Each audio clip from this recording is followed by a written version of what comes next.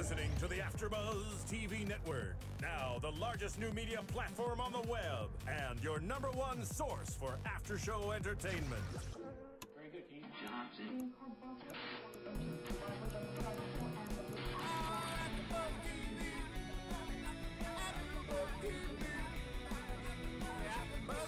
the AfterBuzz Studios in Los Angeles, California, presented by Maria Menounos and Bing.com, and streaming live thanks to Akamai Technologies. This is AfterBuzz TV's The Amazing Race After Show. We'll break down tonight's episode and get you all the latest news and gossip. If you'd like to buzz in on tonight's show, you can buzz us at 424-256-1729. That's 424-256-1729. And now, another post-game wrap-up show for your favorite TV show. It's AfterBuzz TV's The Amazing Race After Show. Hey there, everybody. Bing is for doing, and we are doing The Amazing Race. This is The Amazing Race AfterBuzz podcast, and we are previewing Season 22, Episode 5, Fifth Leg, which is called, also, Your Tan is Totally Cool. Totally. Am I saying it right? I just love it. I love that I get to use inflection on these titles. I like it's it. really good. Joining me today, as every week so far, first of all, directly to my left, is James Wallington, everybody. Hello, I'm James Wallington. Yes, he is. And right next to him, the adorable Jessica Carroll. Hello, everyone. There we go. Thanks for coming back. Yes, happy to be here. We didn't scare you off. That's really good. So let's do a quick rundown on the order of people as we start this episode, and then we'll get right into it. So starting for the second week in a row, we had Dave and Connor, the unbelievable father-son team. The cancer survivors. Yes, the cancer survivors on 3 legs. The father, unfortunately, Dave, on still injured with the Achilles tendon, and then Pam and Winnie, best friends, an impressive number 2. Max and Katie, the newlyweds, were the 3rd. We have our country singers, Carolyn and Jennifer, were in 4th place, and then the back of the pack starts to be Team YouTube, Joey and Megan, in 5th. Joey, always very excited no matter what happens. Incredibly excited. Mona and Beth, which are the roller derby moms, they were around. They were after them, and then our hockey brothers, Bates and Anthony, and Team Bamo, rounding up the rear. Chuck and Winona. Yep. The hair. The hair. Exactly, the mullet. So we're starting off with that, and everyone's pretty much about 4 hours apart from each other total. But I think the thing at the top, we learned some new information about Dave and Connor, who've been doing great, and I think the past 2 weeks we've been wondering, like, how long can they go? Can they keep this up on an injury? But we finally hear that an orthopedist from back home that they checked in with strongly recommended that Dave gets surgery within 7 days. And I'm guessing, especially with that leg that they had last time that was nonstop, Right. and I believe they said it was 4 days long right then and there. So time's really cutting close to them. So they are making the decision at this point to bow out of the race. Right. Now, I mean, we love them. We think they're awesome. We hope to see them again. But I'm guessing everyone's, I mean, we care about these guys, but we want to see good TV, but at the same time we don't want anyone to injure themselves terribly. Right. Agree? Absolutely agree. Yeah. So what do you think? Do you think they maybe should have just taken a break beforehand now that we know this information, or do you think they put a little too much risk on his leg? I don't think they necessarily put too much risk on his leg. I think that I loved their mentality. They just did not want to quit. They didn't want to give up. They actually ended up going to Vietnam and seeing a hospital there, I believe, at the airport or whatnot, to figure out what's wrong with the leg. Right so before they went and met Phil. I think once they got that information about the 7 days for surgery, they had no other choice but to DQ themselves from the race. Had they not gotten that information, I feel like they probably would have kept going. I feel like they would have kept going as well, because Connor could still do detours, but they left when they were at the top. So they were in 1st place, and then they got this news. So even though it was sad to say goodbye, and we're gonna miss them because we care about them, I think that they had a great reputation on the show. Absolutely. I also can't help but wonder if I mean, the producers made it sound like it was all on their decision, but I also sometimes wonder, has a team ever put themselves at risk like this? We've seen it happen in other shows that are a little more intensive, like Survivor, for example, a perfect example, where they have a medic and they actually show the medic and they show Jeff Probst saying, you know, do you want to stay in this game? These are the risks. But I almost wonder if this is unprecedented for Amazing Race, where someone gets injured and has to get taken out. I think what I think is interesting about the whole injury is, you know, before they even left Bora Bora, they went to the hospital there, and the nurse or the doctor there didn't tell them they needed to get surgery right away. This was somebody from home. So it's something must have happened, I believe, you know, from one leg to the next, where they were like, you have to get surgery. There's no end ifs or buts about it. So I'm curious to know what happened, like what information changed from one hospital to the other. It's possible a four-day leg could have just too much strain on it. Yeah, put a lot of strain on it. But yeah, that's a good point. Like, I wonder, after receiving that 7-day news, if the show would even let them keep going. Probably not. But again, you sign a contract that clearly says, you know, all these injuries, you know, it's up to you, blah, blah, blah, blah. If you want to keep going, that's on you, not the production itself. So I don't know. There's a lot of, you know, factors into this. Some people are so dedicated on winning. Some people are so competitive that they might not, you know, the adrenaline rush, they might not feel it. Like, oh, my leg's okay, or something like that. So, yeah, it's just an interesting thing to point out. But I have to say, when they did leave, it was so cute of Connor to say, I'd rather run 4 legs than receive $1 million. Yeah. And they really had a bonding moment right there. And that the father said he's so, you know, he's proud of his son. They cried and got emotional. That was incredibly. I love that line too. I wrote that down specifically. I really feel like producers were really bummed too that they went out as early as they did, because I feel like they were the strong force as far as storyline for this race because of them overcoming cancer and surviving it. But again, it sets them up to come back for unfinished business season, and I think them getting the foot, you know, better now, to have the surgery now than later, you know, sets them up to be more healthy and better than ever for the next season if they ever get invited back. Yeah. This might be a rude question, because I love them too, and I love them from the beginning. But do you think that their circumstances made them more popular?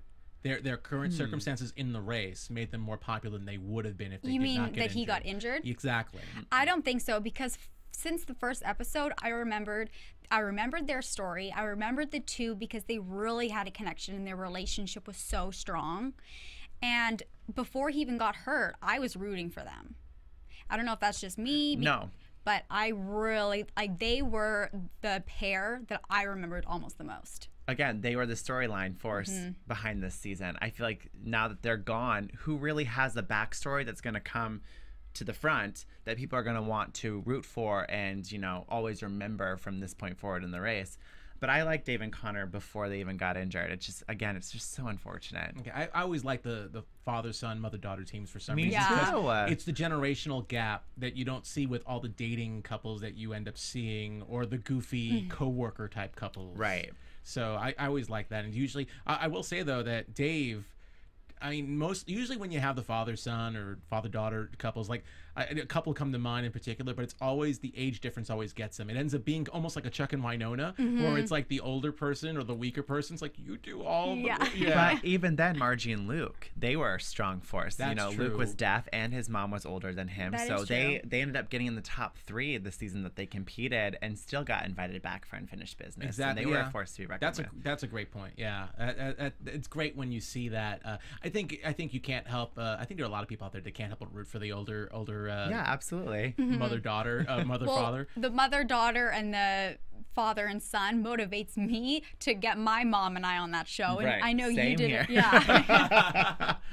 You start giving them a workout regimen. Come on, we gotta start Right. training. Come on. It's boot camp. Learn Chinese. Come on, we might be there one day. We might be there. Let's go. We're playing memory games tonight again. Yeah, exactly. My mom calls me I just called her on the way here, and she's like, "Oh, these are what I thought about the episode last night." And I was like, "You should call in, Mom. You need to talk about it." She's like, "If Winona can do it, I sure as hell can do it." I really want to have a segment. We talked about this last week, and we didn't have time to think about it. But we should. I'm totally try down. and play your mom's voicemail. She will ham it up. Mama Sal. Her voicemail last week. James played her voicemail when Jessica and John got kicked out, and it was so funny. She was like, they were dumb. And I was like, "Oh, Mom." So before we move on, let me just mention that unless you're watching us on YouTube or streaming right now, you probably listen to us on iTunes. So if you are, thank you very much. We are on iTunes. Most people listen to us. If you are listening to us and you've subscribed, please rate us. Give us ratings. Let us know what you think. Comments. We love the number 5. I don't know why. We just love the number 5. We're getting a lot of comments on our YouTube too. Which Yeah, is a lot of YouTube's fun great. for us. And James has been, I gotta admit, I'm on a couple of shows here, but you do such an amazing job Thank you. writing back to like almost everybody on YouTube. Like, you put me to shame. Oh, well, I get excited to talk about it with anyone, even if it's a stranger on the street. I just love it. So yeah, please. And I know we don't have that reply option on YouTube, I mean on iTunes as much, but we still love seeing it. You know what I should do? I should read off who's like writing to us, and we'll do that. We'll do that next week, and I'll mention a bunch of people, because a lot of what you guys are saying I think are great. I mean, James is writing because they're good questions. So yeah, I totally love that too. So anyway, let's move on. The flights are the teams are going to Hanoi in the Philippines. In Vietnam. Excuse me, Vietnam.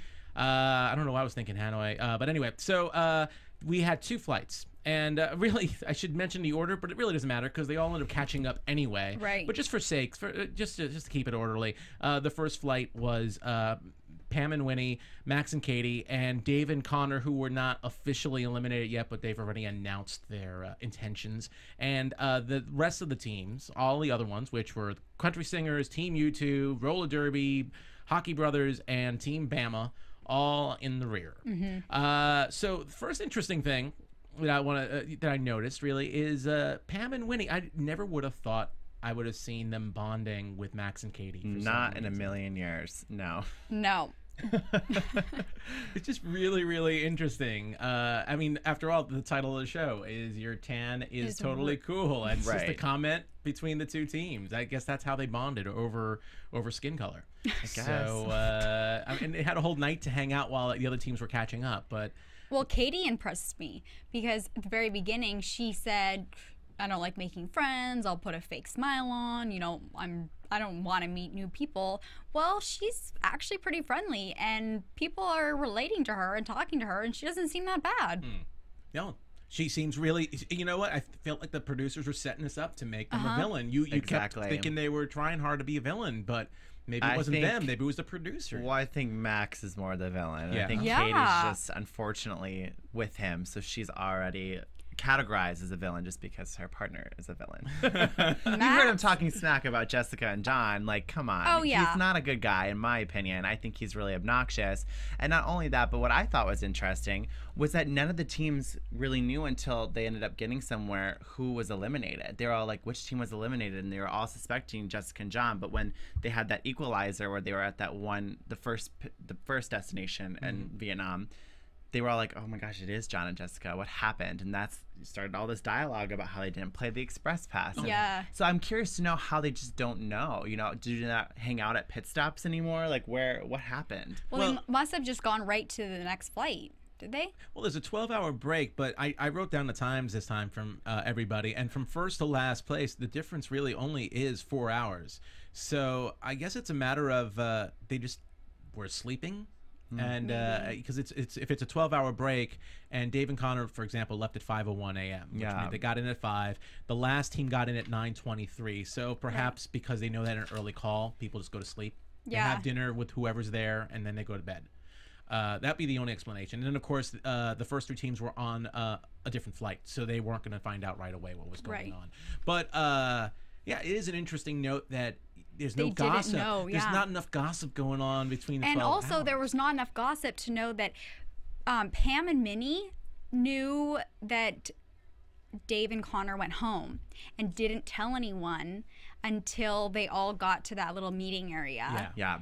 And they kept that like a little... And that was awesome. I think that was smart of them. Great strategy, because as long as you think there's one team behind you, you're not going to try and cut the throat of the person directly in front of you. Absolutely. And brilliant move. Again, I every week they impress me more and more, Pam and Winnie. I regret the first episode we worked it. I was like, oh, they're a weak team. They're going to be out. They're dominating. Yeah. I mean, and they whip out all these skills. Oh yeah, my artistic mind skills and. Oh yeah, I had a job at one point doing set design and doing this and doing that. I was like, whoa, okay. Yeah, they seem like they do all the detours flawlessly. Yeah. They make it look like it puts all the other teams to shame. And they never look back. They just keep going. Yeah, I will say that I feel that they are in their element being in Asia because the Chinese chess they were very familiar with, for example, they seem to be a little bit more, and they seem more like locals, so I feel like they can get around a little bit more, or at least ask questions and perhaps be treated more like locals. Oh, I think that's absolutely true. So we'll have to see what happens to them once they start getting to Europe, start getting further and further west.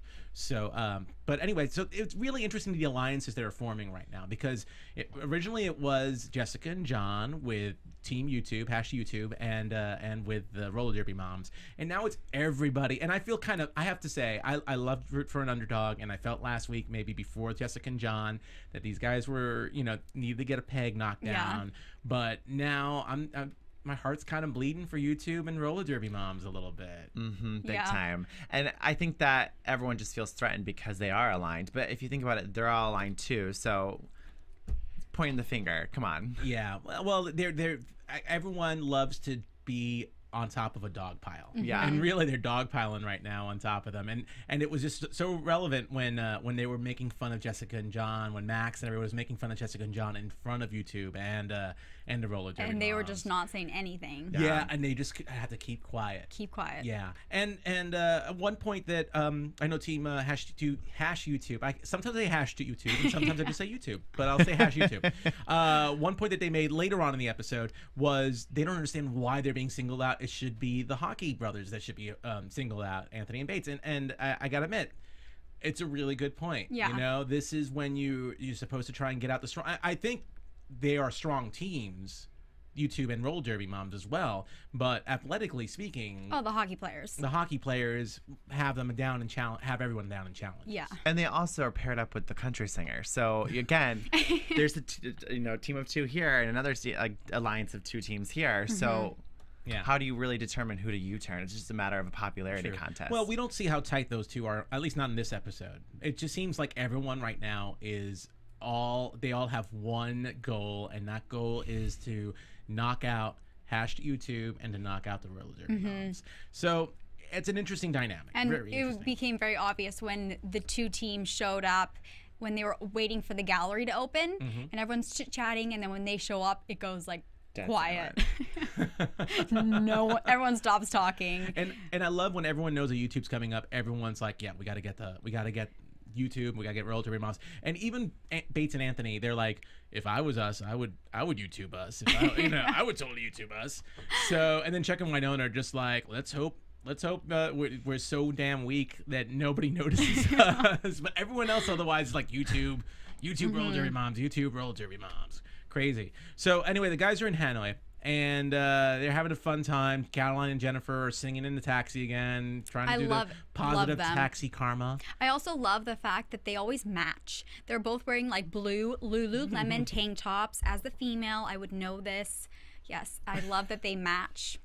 And their Lulu tops, work it, girls. I'm not. They just don't do it for me. I find them so obnoxious. They are whiny. They are, to me, no offense, the stereotypical blondes. They whine and complain at everything. Are you saying I do that? No, Okay, you good. don't. You're not like them. What I'm saying is, though, every challenge, they seem to have some sort of meltdown, or they're not paying attention to detail in the clue. And they're like, what's going on? What are we not getting? And it's like, shut up and just read your clue. They did have some ridiculous moments like that today. They did. I will admit. It's aggravating. But I will say too, I'm growing to like Caroline. Maybe it was just the way she was dressed today. She had a little tighter outfit maybe than Jennifer. So sorry. Hey, I'm allowed to make judgment calls like that. They're singing their personalities, their fashion, all I'm sure the great. taxi drivers are loving them, especially when they're singing. Except for that one taxi driver that made them late for the for the roadblock. But other than that, yeah, they're doing fine. And Joey, I love that Joey expected Hanoi to be a jungle. Yeah. Oh my gosh, funny. that was so funny. I thought it was gonna be a jungle. Yeah, really crazy. So anyway, so the guys, they all spend the night, and there's some tension between the two alliances now, the superior alliance and the small alliance of two. And when they wake up, they get to do the roadblock. And the roadblock this time is all teams must watch a performance of a patriotic Vietnamese song. At the end, Their anthem. Yeah, which is I don't know if it was their anthem, but it was a patriotic song. That's what it was For defined a as. celebration. The celebration song. And at the end, the dancers that come out have these words in like Vietnamese. the last quote or whatever. Exactly, in some kind of quote. And then whatever member of the team that's doing the roadblock has to run out, go to a room with hundreds and hundreds of political posters, and try and pick the exact words that they saw, and they have 5 minutes to do it before the next performance.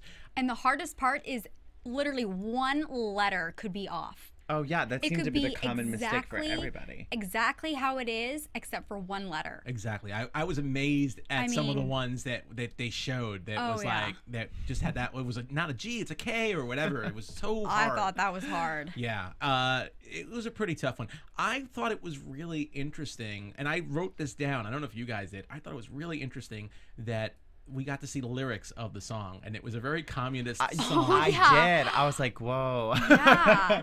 That The subtitles are cracking me up. I don't know. Yeah, I guess they did it for comedic effect, but I felt like, man, if this TV show was like 20, 30 years ago during the Cold War, they would not show Right? this No. at all. Just to read what I wrote here. Vietnam Party is glorious. The light is guiding us to victory. Long live independence and freedom of our nation. Our land does not forget the truth in your name. Vietnam, we're going to the century of light. Here it is. Socialism is growing, more beautiful with time. Follow the party step, be loyal, be pure. Yeah, although the path has been muddy with rain and dusty with sun, Vietnam spring has come. If anyone's Vietnamese or listening to this, I really like to learn more about this song. I think it's really interesting. And I guess it was just a producer decision, because Yeah. I don't think they usually...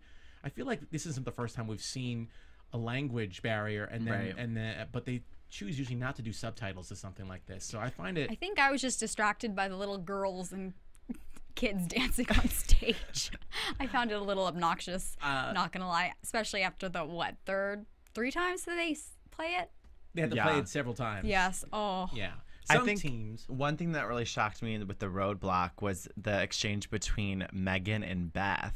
I felt bad for Megan. I understand alliances in Amazing Race, and power to Megan. I think it just really proves her loyalty as a human being. I just don't know if I would have waited another performance part to help them out the next round. Yeah, I agree. You know what? There's a double U-turn in this leg, and you already know you're going to get U-turned. You need to put yourself before Beth and Mona at this point. Maybe if they hadn't, waited that extra moment, let's say Beth and Mona would have been U-turned opposed to Joey and Megan. There's a lot of factors that could have come into play. So I was really floored by that. And I think she even said in the last episode about alliances, we'll help them when we can, but at the end of the day, it's an individual leg. Why? I don't know why that wasn't her mindset. The only reason why I could see that happening is because they both made an agreement to study half of the words. That's true. So I guess they felt like, oh, thanks for your information. We got our thing. Let's go. Yeah. That would be the only reason. But I she agree. did say that she felt the need to wait. Yeah. But she showed her, like, this is it, Beth. This is what it is. Yeah. And then within 5 seconds, she's like, oh, shoot, and just hung it back up, no problem. Again, power to her. She's a loyal human being, and this is a lot about her character. But it's a game, and there's a double U-turn. Well, strategy-wise, I agree. With the U-turn coming, at the very least, say, look, there's a U-turn coming. One of us is most likely to get turned if we're not the first one. So let me go there, and I will U-turn Bama or whoever I want to U-turn, and this way it'll waste the U-turn, and we're both safe. That's true. I didn't even think of that. Yeah, because that would be the way I would think about it. Of course. But I mean, in the heat of the moment, it's kind of hard to do. And I think it was a really hard. I feel it was a really hard challenge because you couldn't take notes. No. Yeah, I thought it was so difficult. Yeah, and I don't think they held up those words for that long. It didn't seem like I don't know if the editing made it quick, but I feel like they'd have to hold it up for a good minute for me to memorize that whole thing. Well, Absolutely. especially down to the letter, like a letter. Mm-hmm. Now I can't remember who said this, but somebody, I think it was Caroline and Jennifer said that the performance was like One Direction. Oh, I put that in my notes too. That's so funny. Yeah, when she said that, I was like, not even close. No way. Okay, I'm a One Direction fan. Yeah, so me too. That was a little insulting. So I'd like to see One Direction do a Vietnamese socialist song. Especially like the two singers saying it's One Direction. Okay. Again, You know what? They're country singers. Country. Maybe they don't really know Yeah, I much guess. pop or listen to look at what's going on in England, the boy bands or Or whatever. watch TV in general. Okay. Exactly. Well, Pam and Winnie, for some reason, I guess they between knowing enough Vietnamese and having that degree, and was it set design? I can't remember what it was, but a degree that helps her pick out these words really quickly. Of course. They got it right away on the first try before the second performance. She said that she had art director skills. That's what it was, art director. Yeah. Last week was set design. This week's art director. Amazing, incredibly talented. And then Chuck and Winona have got second place, which I think was really shocking out of I all was of them. floored. Oh, yeah. Absolutely. Yeah. But again, I love when he runs. That hair was just flowing. Oh, you know? the hair. And- We should call him Team Hair. Well, there's only one hair. Yeah, the hair. The hair. There you go, the hair. I will say that Winona's got to step up. She's just not doing anything. She didn't want to. She was afraid there was running involved in this, which I guess there was, but not. It was not an athletic competition. It's going to screw them over in the long run because she's going to get stuck having to do a roadblock at some point if Yeah. they even make it through the next leg. But I don't know. I want to save my comments for them at the end Yeah. because Yeah. because I have so much to there's say. so too. much to say about that relationship right now that I want to say, but I let's move on. After Chuck and Winona, we had Katie and Max. They're getting really strong. Jennifer and Carolyn. Team YouTube stayed behind and waited for Beth and Mona, and then they finished right after each other. And then last place was the Hockey Brothers, which I'm not surprised because, again, super athletic, but I'm sorry, I just don't think they're the smartest tools in the shed either. brains. No. I'm just surprised that Carol and Jennifer weren't behind them or Right. with them. So They were too busy playing hockey. They might have not gone to school. Oh boy. Actually, A lot of hockey players don't go to college. I guess you know that's what's true. funny? As I actually looked them up, because to me, I love storyline on this show. I think this show's really, it should be heavily about the relationships. And I wanted to know, okay, Bates and Anthony, I don't know anything about them other than they're hockey brothers. And they don't add anything to the show. I don't remember them a lot of the times. And so I had to look them up, and surprisingly, one of them played at Western Michigan University, which is like 40 minutes from my Okay, hometown. so he did go to school. Yeah, and I'm like, oh, interesting. I wish they would play up their storyline a bit more because to me they just seem like idiots. Well, maybe they will. Maybe they'll play them up a little bit more. Maybe, sometimes like in Survivor, they don't show people That's too true. much because they're going to show a lot more screen time later on. Right. So it's possible. They are a strong team. I still feel that they have too many weaknesses that could get them bumped out early. But, hey, you know what? I think if they had an express pass, they'd use it. So I'm going to give them a little credit. Yeah. So there we go. So from there, all the teams had to go and do a bamboo dance, a Vietnamese bamboo dance, Oh, which this was. I so- want to do this bamboo dance. It looks kind of It's cool. like jump does. rope with bamboos. Like hopscotch or jump rope. Yeah. Exactly. So it looked pretty cool. I was surprised no one fell. I was waiting for it. I thought Chuck and Winona would fall. Me too. Exactly. My money was on them too. The hair was real bouncing. It really helped them. It really helped them out. I think. Yeah. So from doing that, everyone, well, not everyone, but most everyone got it the first time. Bama took their time. They couldn't hold hands for the longest time. Bates and Anthony got a little too close holding hands. Yeah. Soft hands. Hockey players have soft hands. Okay. Moving on. And from there, we get to our detour. And our detour was choosing between a favorite Vietnamese game or for the national Vietnamese food of pho. Make your move or make your meal. Now, what do you guys think of those? Which ones would you have gone for? I would have done the meal for sure. Yeah, really. Even not knowing that the language barrier that we'll talk about in a little bit, you would have gone for the meal. When they were describing the two, immediately before I even really know, I always pick mine. Yeah. And I went for the meal. Okay, interesting. And I actually would have done make your move. I'm very good at paying attention to detail, and that's one of the first things I took note of when I was watching it. Is that the color of the pieces and the symbol on their clothes and stuff? I knew that was going to be an issue, and of course, a lot of the teams had that problem, was not matching the actual color of the symbol to the color on their uniforms that the human chess pieces were wearing. So I would have done Make Your Move. Yeah. That's paying attention to detail. I agree with you. I'm a detail kind of guy. So I'm You not. would I'm have not done Make Your Move. Yeah, I'm not a cooking kind of guy. I'm a detail kind of guy. So Yeah. I would have gone for the Chinese chess human board, and it was interesting. Most of the teams really picked that, with the exception of Max and Katie, and then Team Bama. Team Bama. So it was very interesting to do the whole thing with the life-size chess and have people moving around. Pam and Winnie were a little shocked at first. I guess they didn't read the clue that well, and they just were a little shocked at the whole thing. And especially Caroline and Jen. I was just about to say, Oh, man. Caroline and Jennifer complaining and whining, confused as always. They wanted to play chess. Yeah. They actually were trying to play a game that they never played before. I was like, they probably never played chess. Regular or Chinese. So yeah, they were interesting. Pam and Winnie, though, apparently again, these are catered to Pam and Winnie for some reason. They knew enough about Chinese chess, other than that one little screw up with the colors. Yeah. They picked it up right away, and they were out before the next team even. The next team just got there as they were leaving. So so they're rocking it. They're rock stars. They're moving forward. And based on their alliance with everybody else, they were already set to do a U-turn. So which they did. So Pam and Winnie, out of the two, they decided to go for YouTube. Do you think they made the right decision out of the two, in your opinion, or do you think they should have gone for the Derby Moms, or do you think they should have just said, you know what, let someone else do this whole thing? I think I would have U-turned the Derby Moms. Yeah. Because I think they're just a lot tougher exterior. I was just looking at them; they look tough, and it looks like they could do anything. I sometimes think Joey and Megan come off a little aloof. They don't look like they know what they're doing most of the time, but I think they're a lot smarter than people give them credit for. So for me, I would have definitely U-turned Beth and Mona. But if I wasn't in that alliance, I would have, U-turned Bates and Anthony or Max and Katie. I totally agree. I would have picked the Derby Moms. They're strong. They're, fighters. And the YouTubers seem less of a threat. Yeah. So I would have... Well, they saw the YouTubers as they were leaving. YouTubers were the next ones to show up before they got there. Yeah. And I also feel that because they were right behind on their heels, it made more sense to maybe hit the team that was further back. Right. Because that might knock them out. Yeah. You hit the people who are in second place. You're in first, and you're hitting the people who are in second place. You're just They have assuring more they're going to time. finish 6th or 7th, Yeah. and then they're going to be super vindictive. And guess what? They're pissed off. Yeah, they're going to have an enemy now. They're pissed off. I have to admit, I do love the sad faces.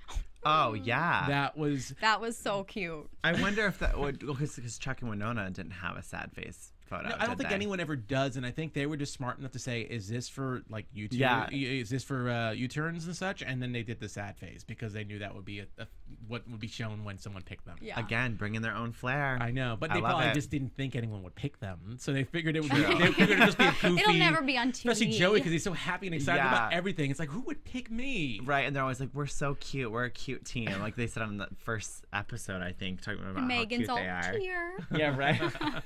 I will say too that because I do agree that roller derby moms seem to be a tougher team, and they just seem to show more. I don't want to say nasty moments, but more stern moments. I feel like they're more competitive. Yeah. But I also feel like that's a team that if you had them survive the U-turn, they would be even more vindictive. Like Joey and Megan. Oh, yeah. Joey and Megan say they're going to be no more Mr. and Mrs. Nice Guy, but you notice the clips for next week, they didn't even talk about it. That's true. And I also loved their sassy turn over their shoulder they did, in the slow-mo where they're all like... They cock their heads and put their hand on the hip. I can't do it. I'm not going to bother. I'm not going to try it. We can do it. You can do it. You two make the perfect. Yeah, Joey and Megan. There you go. So there you go. So anyway, so Joey and Megan get U-turned, and here's something I don't get, and I guess it's a good saving grace, but I think if you're U-turned, you shouldn't be allowed to U-turn somebody until you finish the second detour. Oh, that would be very interesting. Yeah, I think that's a little. I like that idea, but at the same time, it's like it's not fair because it's kind of saying, "Oh, fine, you're gonna try and kick me out. I'm gonna kick the next person out." Right. I would rather have somebody else who gets to complete the detour say, "You know what? Let's do it." Yeah, because they picked it. They picked the next. They picked the next. I always think that's a little cheesy. Or cheap. A cheap move a little bit. I also think if I was Joey and Megan, just from knowing where I was at in the race, I would have U-turned Caroline and Jennifer. Because they were right behind Joey and Megan. They didn't even know where Chuck and Winona was. You know what I mean? I was surprised that they picked Chuck. It was very random. Because to me, they don't seem like a threat at all. No. Well, that's why. 'Cause they seem like the weakest team. Yeah. So why not give them as much of a buffer as possible in case this second detour that they have to do is really, really tough. True. So I don't question the decision for them to do them. But I also think it's a little funny that they are complaining about nobody else U-turning the Hockey Brothers, and yet they didn't do it either. Yeah. So, But they didn't know where Bates and Anthony were. They could have, maybe assumed that Bates and Anthony have already passed the U-turn and didn't use it. that's probably true. Hopefully, we'll have them on sometime in the future. Maybe I we can hope ask them so. this I hope so, decision. too. I want some, inside scoop as to what really goes on. The real gossip. I totally want to know too. So, while everyone's doing Make Your Move, and some people are moving on, we have that really fun cooking challenge. And I say fun, I say it sarcastically because I would never have done that. Never have done that. That's a tough one because of the language barrier mainly. And Chuck and Winona. I mean, Max and Katie did pretty damn good. They were really good. They found somebody, an interpreter, and they did it right. Chuck and Winona did it wrong. Everything pretty much wrong. Everything wrong. Everything wrong. And I laughed at Winona just running around with those baskets. I put that in my notes. Like, so funny. Chuck has the 2 backpacks, and she's carrying the trailing behind. Yeah, but I did feel bad because she said, she feels like she's the weakest link on the show in general, and she was trying to stop Chuck, and he wasn't listening at all. He was blind. He was a blind leader, but she could have.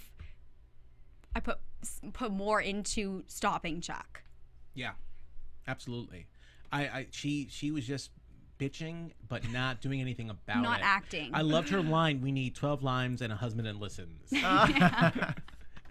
And that was just typical of her. She could not control Chuck. And Chuck with the hair, running every just place. bouncing. This is one of the few times when it's like, stop running, stop, Forrest, stop. Kind of like just stop your running.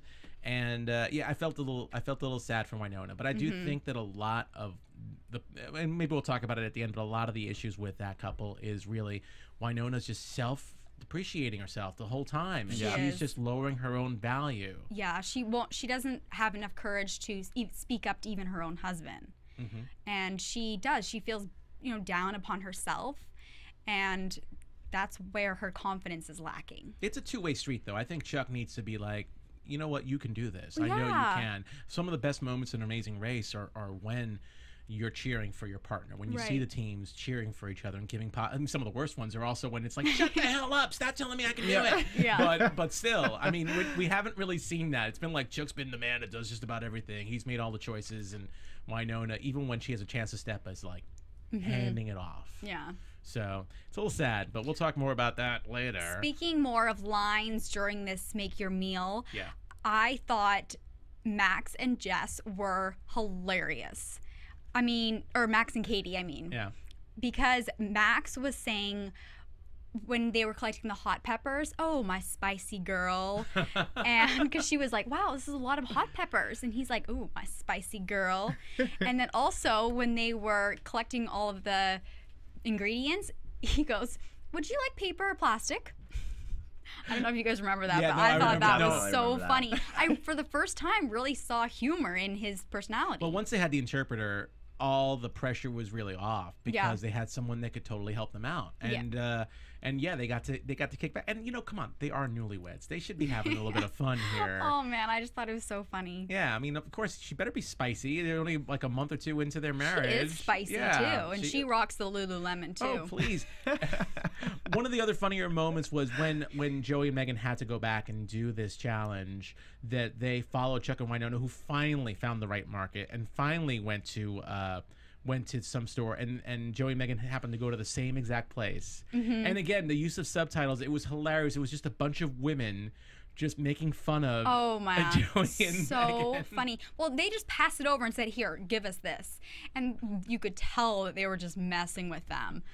Well, I don't know if they were messing with them. At first, I thought it was a lucky break. I thought so too, but then when you saw their facial expressions as they're walking back, they were just like, okay. And the way Joey was holding his basket. Oh my. They With thought, his chickens. yes, ching. You know, it sounds stereotypical, No. but you ever see like I can't remember what show did this. Maybe it was an SNL, but it was Living Color, I think, where they had like the nail salon with the women who didn't speak English, but they would always like complain and about anybody that came in, and they'd be like, "Oh, we like you very much," and then meanwhile they'd be like trashing them or anything. It In their reminded language. me. It reminded me of that because it was like they can't understand what you say. Let's just make fun of them like crazy. Yeah. So I totally love that. So funny. And they got almost every single thing. I thought Wrong. they got lucky, but every single thing was wrong. And like by a lot. Yeah, I will say it was a great challenge just because of the language barrier idea. I Mm-hmm. think added something cool to the whole thing. But the chef said yes to all of their finished meals. Yes. Yeah, So- no one ever had a bad meal. No one had a bad meal. I was afraid they'd have to kill a chicken. I guess they didn't have to, so I'm Oh, kind of yeah. glad about that because they had to carry the chicken. Yeah. That's true. Yeah. So that would have freaked me out, but because even Chuck didn't even want to bring the chickens. He didn't think he needed chickens. Yeah. And when Chuck and Wynonna were cooking, she goes, "Well, I can't get in there if you're just sitting there." I thought that was really funny too. Oh man, yeah. Well, okay, so pretty much the end. Well, we know Pam and Winnie won. They just rocked it. I'd love to see. I want to see if they can continue this. Like I said, once they get out of, I think that region, I think it might be a little bit tougher. But who knows? I mean, it seems like Pam worked everywhere, so she might have a little something with every single challenge coming up. Who knows? And I love that they had a little last dig at John at the end, even at the pit stop there. Yeah. But that's fine. And then Max and Katie. These two teams, by the way, were in the top 3, Max and Katie and Pam and Winnie. And I think it's very telling when we see a leg where everyone catches up, has to spend the night together, whatever, and yet both of these teams are again in the top of the order. Yeah. So I think that really proves that these two teams going to the next leg are very strong. What do you guys think? I think they're very strong.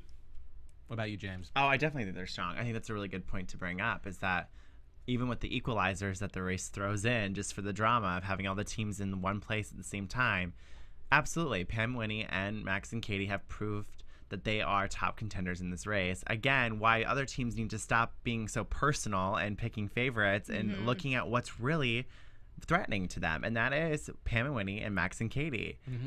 And go for the strategy. Absolutely, As but a- people throw it out the door a lot of the time. It's amazing that they do that. It seems to be. I felt like they really set up the alliances this season because of the 2 express passes, and it hasn't worked out the way they expected. But they still are doing alliances. Yeah. So really interesting. I also love that Mona and Beth came right after Max and Katie. And did you see the look on Max and Katie? Again, it was like they just shut down completely and just stared at them. Like, Yeah, oh, they how did not seem dare they thrilled. come in right after us? Yeah. I'm doing the hip thing again. I'm not gonna do it. For One more those of time. you- What was it? No, I'm not. For those of you not looking at YouTube, you're not missing anything. Totally. Just saying right now. Tune in. You gotta see that. No. And then we had Bates and Anthony and Carolyn and Jennifer right behind each other. And then Joey and Megan coming in right before Chuck and Wynonna. No more Mr. and Mrs. Nice Guy. Gotta love that. Do you think they're gonna bring it? Well, here's the thing. I think that was a good wake-up call for them, because I think from the very beginning they seemed fun-loving. They wanted to, meet new people, have fun on the race. It seems like they're really enjoying themselves, and no matter how hard the race gets, they always seem to find a positive or have an optimistic approach to it. Now that they were U-turned, I think the competition's really setting in for them, where they're like, oh, okay, the relationships are great and all, but at the same time, we really need to look out for ourselves and have a little bit more of a competitive edge in order to be taken seriously as top contenders of this race, because they're still in the middle of the pack here. Yeah. So I think that hopefully what I would like to see from Joey and Megan is them really grabbing the race by the balls here and just full throttle. Yeah. I would love to see it. Yeah. No, I agree. I want to see Joey mad. Yeah. That'd be It's always the goofy hysterical. one. I feel They like are so funny. Yeah, they are so funny. Everything they do, the U-turn, even at the beginning when they knew they had a U-turn, he's like, "We're gonna get a U-turn. Let's go right now. Let's do this." So I have a feeling that Joey is super super nice, but he's one of those guys that once he's mad, it's like mad. It's like the elementary school teacher that curses one day, and you're just like, "Oh my god, I can't believe they just did that. I can't believe in a moment of weakness they say the F word or That's something." a great comparison. Yeah. I feel like that's gonna happen happen with Joey. He's going to do something really out of character, and everyone's going to be shocked. Oh, Yes. yeah. It'll Well, be like- I can't wait for that moment. I wonder if maybe they hold back too because they do have such a strong following on YouTube for being this perky, upbeat, fun-loving. maybe. Like they kind of still have to cater to their audiences. Maybe they're thinking that this is still YouTube and they want to keep their followers. I wonder how much of that comes into play with how much their behavior really develops in the game. That is an amazing thing. That's amazing Point. And also considering how teams just unravel because of the pressure, it's an amazing balance to keep. Yeah. Yeah. And then in the rear, Chuck and Winona. Here's my take on them. All right, she's got to step up. That's all I'm gonna say. And I really feel for this team because I think we always kind of like bond with the underdog team of course. and the team that never travels. Right. But I think there's a relationship problem there, and they're just too yeah. cute and adorable that we're not really seeing it. And they need to, if they want to compete. Yeah. Yeah. Well, Winona needs to step up, and Chuck needs to be more sensitive to her and help boost up her confidence. But also, I have to say, I'm excited that the hair is still in the show. Of course. I love the hair. And I guess Connor and Dave dropping out gave them a second One more chance. time, yep. And I'm predicting that they do not get a speed bump because they were not last again. I don't think they will. And you know what I also thought about that I talked with my mom about tonight was the fact that, Pam and Winnie and Max and Katie both had prior knowledge of Dave and Connor DQing themselves. They already knew that. They choose to, hold that information to themselves. Had they known that or really dissected it, do you think that if they had known maybe that this was still going to be a non-elimination because the team already disqualified, do you think they would have used the U-turn? That's a good question. I don't know. It's not the first time that they've done a non-elimination round in U-turn. And I think it's interesting because then a team that gets U-turned that's in last place can be very vindictive. Yeah. So I'm looking forward to seeing that. I hate to cut you off, but we are running a little long because I talk too much. I apologize for that. So we're going to go straight into predictions. Prediction. And now, your AfterBuzz TV prediction. All right, who wants to go first? James. Oh, fine. Okay. So, based on the preview we saw of next week, there's not a lot that, it really gives out anything of what's going to happen other than Joey freaking out about a scorpion, which I would too. I sympathize with that. I've been stung before. Ouch. By a scorpion? Yeah. Ooh. Well, I'm from Arizona. There's a lot of them. That would make sense. It kills. So with that said, I think Joey and Megan, I really have a lot of faith in them that they're going to really take this full throttle and be a little bit more competitive than they're used to. I have a feeling Chuck and Winona will not be able to pull themselves out from last. They kind of seem like they've always been, by the skin of their necks. You know what I mean? I think we're going to lose them next week. Okay. I think that the most important thing, or one of the most important things in this competition, is communication and your relationship with your partner. You have to have a lot of trust and faith and confidence in your partner. And unfortunately, I don't think Chuck and Winona have that. So I don't think they will be able to, move on. And I think they are the ones to go. Just because Winona doesn't want to step up for anything, and Chuck doesn't necessarily listen to her very well. So I don't understand how they're going to keep going. I agree with both of you guys, but I'm going to say for different reasons that Chuck and Winona are going to be out because I believe, and you can correct me if I'm wrong, I believe that Winona has not done a roadblock yet, and she's going to have to. Usually you have to keep it even. So we're now on the 6th leg. Yeah. So I feel like she has to do one, and if it's that one with the scorpion that we saw the preview for, I think she's going to crash and burn. So I agree. I think Bama's time's very, very limited on this on this race. So anyway, so that wraps up today for the Amazing Race this week. And hey, thanks again for coming. Let's hear, where can we find you, Jessica? What's my name? Jessica. Jessica. You can find me at Jessica Carroll on Twitter. And you can find me at James Wallington on Twitter and on Instagram at MrJamesWally. Whoa, Instagram. You can find me at Nando Vel on Twitter. And again, thanks a lot for tuning in, and tune in next week. Bye. From Bing.com, executive producers Maria Menounos, Kevin Undergaro, Phil Svitek, and the entire AfterBuzz TV staff, we would like to thank you for listening to the AfterBuzz TV network. To watch or listen to other after shows and post comments or questions, be sure to visit AfterBuzzTV.com. I'm Sir Richard Wentworth, and this has been a presentation of AfterBuzz TV. Buzz you later. The views expressed herein are those of the hosts only and do not necessarily reflect the views of AfterBuzz TV or its owners or principals.